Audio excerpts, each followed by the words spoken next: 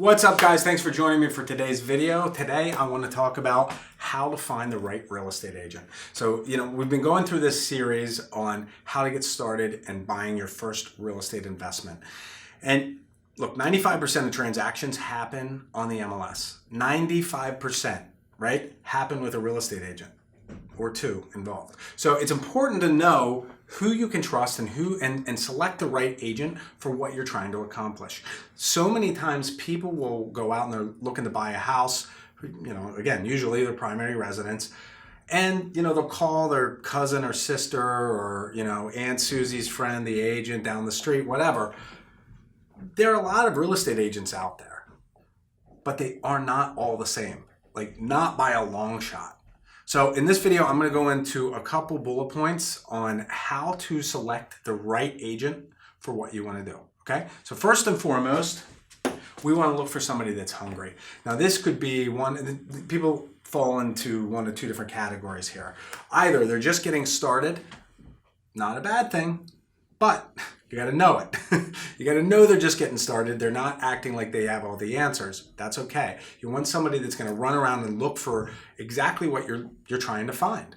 On the flip side, there are plenty of hungry agents out there that are making a heck of a lot of money every year, and they're just hustlers. They're going out there and they're looking for more business. They're getting the deals done. And people like that have a ton of resources and can help you select and identify the types of properties that are going to be best for what you're doing. That really goes right into my bullet point number 2, which is being familiar with your target area. So we've talked in other videos about, defining your goals and defining the types of neighborhoods that you want to invest in and, getting the financing and all that stuff put together.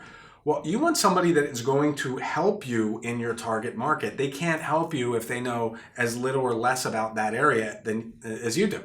You want to find somebody that's an expert. A good way to find these people are to drive around the neighborhood. Drive around the area where you want to invest and look for sale signs or sold signs. Better yet, you can go on like realtor.com or a couple different online sites, Trulia, Zillow, and look for properties that are for sale in your neighborhood. Write them down. And then do a search on those properties and see who the listing agent is for the property. You'll find that the vast majority of houses that are sold to investors in specific areas go through the same agents. They're very active in those neighborhoods. They know the people that live there. A lot of times they have inside access to people calling them before they're even ready to list. They give them a call. Hey, what do you think I could sell this house for? What do you think I could get for this? They'll be able to tell you if they've got inventory coming up, before it's even on the market. So you want to work with somebody that is an expert in your area or your target market that you're looking to buy properties. Number 3, you're looking for people that understand investors. Look, the investing world and the retail world are two totally different playing fields. Okay, you have got to make sure that your agent understands what you're trying to do with the investment and they understand how you're evaluating each property, right? So, one thing that always used to crack me up is you watch all these HGTV shows and they all go, all right, we sold this house for $400,000. We put in $100,000 in renovation and we bought it for $200,000. So we made $100,000 on it. Well, look, by the time you bring in holding costs and costs of financing and closing costs and budget overages and what they really made is $30,000 on the deal. Not a bad profit margin, but it's a far cry from that $100,000 profit.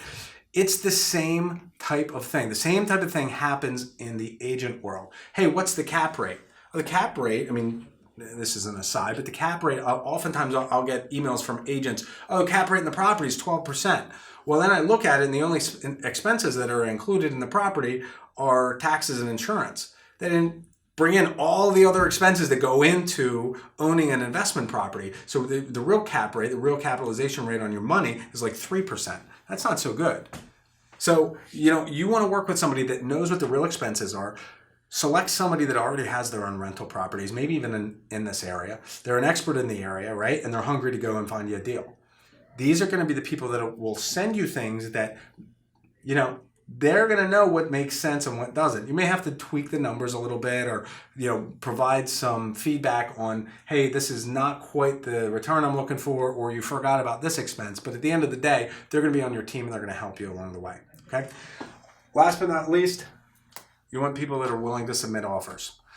So willing to submit offers is a big one. It's not so much of a problem now as it has been in the past, because there's a lot more agents that understand working with investors, or maybe I've just been working with the right agents. But at the end of the day, you want somebody that is going to submit your offer and not be bashful when you're offering $100,000 under asking price, because that's the right number to buy at.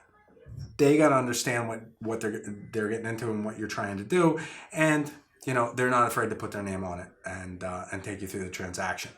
Now, on that note, as investors, we have an obligation and a responsibility to these agents that we're working with. Number one, you should never go out and look at 50 properties with your agent unless you are ready to buy now, and you know exactly what you're looking for, and you have your financing taken care of, and only select properties that are within the neighborhoods and the type of investment that you want to do. Number two, if you're working with an agent over and over and over and over again, you're not buying anything, you really should talk to them about a fee-based compensation so that they continue to want to work with you, right? Agents get paid when you buy houses. If you're not ready to buy, but you're going to use them for education, that's not fair.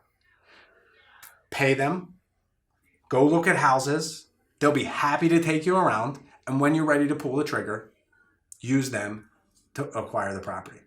All right, so I'm off my soapbox, and that's it for today. When you're looking to select a real estate agent, remember these four things.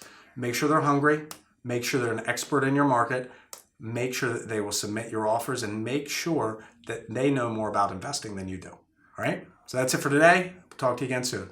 Take care.